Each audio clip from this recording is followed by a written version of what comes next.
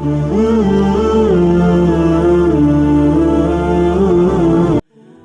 تعالیٰ ہر معجزے سے پہلے تم پر ایک بڑی آزمائش ضرور بھیجتا ہے، تو اگر تم آزمائے جا رہے ہو تو سمجھ جاؤ کہ کوئی بہت بڑی خیر آنے والی ہے۔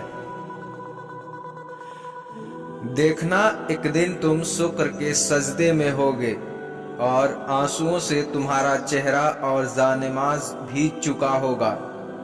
تمہیں سمجھ نہیں آئے گا کہ کس طرح اللہ کا شکر ادا کرو، اور پھر کیا پتا جو تم مانگ رہے ہو وہ اس نے تمہیں عطا کرنا ہی ہو، مگر اس سے پہلے وہ تمہیں بڑے سے بڑے کام لینا چاہتا ہو سکتا ہے کہ وہ پہلے تمہیں اپنے بہت قریب کرنا چاہتا ہو، تاکہ جب تم اپنی خواہش پا بھی لو تو اس رب کی کائنات کو نہ بھول جاؤ۔ اور یہ بھی تو ہو سکتا ہے نا کہ وہ تمہیں تمہاری خواہشات کے ساتھ ساتھ اور بھی بہت کچھ عطا کرنا چاہتا ہو۔ تو اس آزمائش کی گھڑی میں اس مالک پر بھروسہ رکھو، وہ تمہاری حصے کی خوشیاں ضرور تمہیں نصیب کرے گا۔ یقیناً وہ وقت بہت ہی قریب ہے کہ جب تمہارا رب تمہیں خوش کرنے میں کوئی کسر نہیں چھوڑے گا، بالکل ویسے ہی جیسے تم نے اس کی رضا کے لیے اپنی خواہشات کو قربان کرتے ہوئے اپنے صبر سے اس کو راضی کرنے میں کوئی کسر نہیں چھوڑی۔ جن دعاؤں کے بارے میں شیطان سب سے زیادہ ناممکن کے وسوسے دلائے، ان وقت میں اور زیادہ یقین سے دعا مانگا کرو، کیونکہ وہی دعائیں سب سے بڑی آزمائش ہوتی ہیں، اور آزمائش پر پورا اترنے والوں کے لیے اللہ نے بہترین اجر کا وعدہ کیا ہے۔ اور جو اپنے ایک حکم سے چاند کو 2 ٹکڑوں میں تقسیم کر سکتا ہے، اس رب کے لیے تمہارے ان خاک سے بنی ہاتھوں کی لکیروں کو بدلنا کیا مشکل ہے؟ جس کے ایک اشارے پہ مچھلی اس کے بندے کو زندہ ساحل پر اگل دے، وہ کیسے پھر تمہیں اس اذیت کے سمندر میں ڈوبنے دے سکتا ہے؟ اس لیے ہمت نہ ہارو، دعا مانگتے رہو تب تک جب تک کہ جواب نہیں آ جاتا۔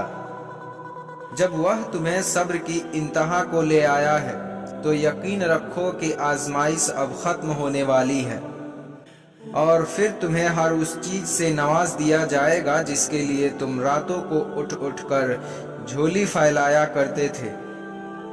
حضرت یوسف علیہ السلام کے سامنے سب دروازے بند تھے، مگر وہ پھر بھی بند دروازوں کے جانب دوڑتے رہے، کیونکہ انہیں یقین تھا کہ اللہ تعالیٰ ان کے لیے بند دروازے بھی کھول دے گا۔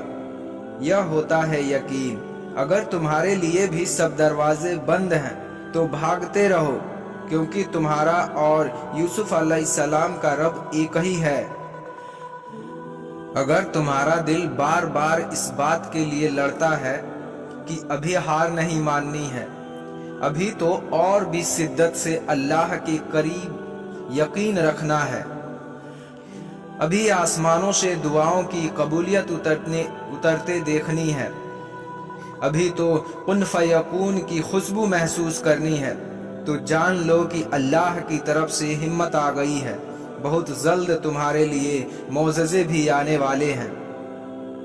اور پھر جب تمہاری کہانی ایسے موڑ پر کھڑی ہو جہاں تم بے بس ہو جاؤ، کوئی راستہ نظر نہ آئے، تو جان لینا کہ اللہ انجانے راستے سے تمہارے لیے مدد بھیجنے والا ہے۔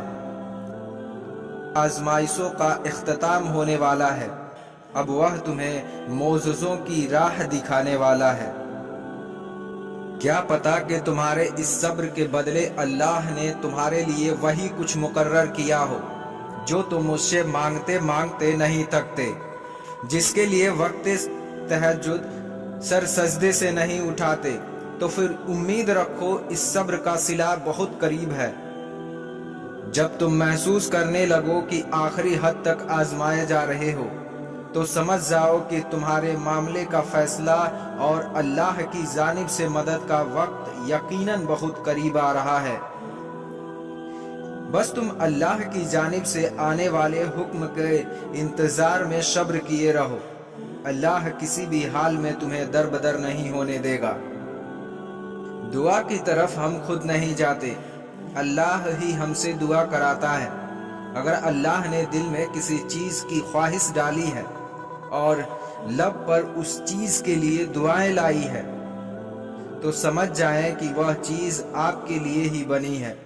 بس آپ کو صبر، یقین، انتظار اور آزمائش سے گزر کر وہاں پہنچنا ہے،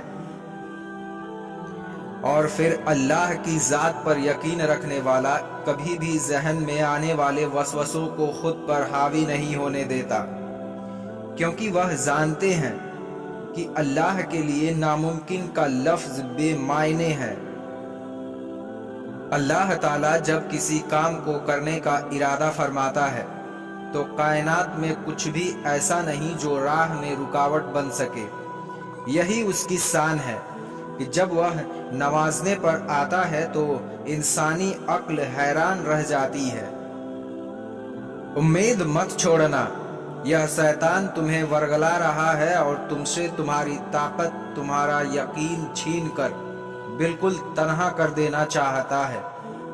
تم سجدے نہ چھوڑنا، تم سجدے میں آنسو بہانا ترک مت کرنا، مایوسی کے بادل ہٹاؤ خود سے، تم ایک دن سب پالو گے۔ بس اس کی مان پر جھکتے جاؤ، جس میں وہ راضی ہو وہ کام کرتے جاؤ، اور پھر تم دیکھو گے کہ کن فیکون کے نظارے، اور تم جان لو کہ وہ آزمائش انہی کا لیتا ہے جن سے بے حد محبت کرتا ہے۔ اور اللہ تعالیٰ تمہیں اسی چیز سے آزماتا ہے جس کے ملنے کا تمہیں پختہ ایمان ہوتا ہے، اور تب تمہاری اللہ سے محبت کا اصل امتحان ہوتا ہے کہ تم آزمائش سے تنگ آ کر اللہ پر سے اپنا ایمان توڑ دیتے ہو، یا اس آزمائش سے گزرنے کے لیے اللہ پر اپنا ایمان مزید مضبوط کر لیتے ہو، اور تم جان لو کہ وہ آزمائش انہی کا لیتا ہے جن سے وہ بے پناہ محبت کرتا ہے۔ کیا آپ جانتے ہو کہ اللہ تمہیں بے بسی کے مقام پر کیوں لاتا ہے؟ تاکہ اللہ سے رجوع کرو اور یقین سے مانگو، تو ہر چیز جو تمہیں ابھی ناممکن لگ رہی ہے وہ سب ملنے لگے گی، سب ممکن ہو جائے گی۔ جو چیز نصیب میں نہیں ہے وہ بھی تم پالو گے۔ اور پھر کیا پتا کہ اللہ تعالیٰ نے تمہاری من پسند چیز صرف آزمائش کے لیے ہی تم سے دور کی ہو۔ اس انتظار کے بعد تمہارا مانگنا ہی تمہارا نصیب بھی ہو سکتا ہے۔ توکل رکھو، جو تم گمان بھی نہیں کر سکتے وہ تمہارے یقین سے وہ سب ہو سکتا ہے۔ ساری بات تو بس اللہ کے حکم کی ہے، وہ راضی ہو جائے تو اس کے کن کے بعد کیا نہیں ہو سکتا ہے۔ مایوس مت ہو، دل سے نکلنے والی ایک دعا ہر گمان کو یقین میں بدل دیتی ہے، اور اللہ تمہیں خواب تب دکھاتا ہے جب کہ تدبیر پر راضی ہوتا ہے۔ ایک دن تم اپنی دعاؤں کو جیو گے اور پھر تم کہو گے کہ کتنا مشکل تھا، کتنا مشکل سمجھتا تھا اسے پانا جس کو آج میں نے پا لیا ہے۔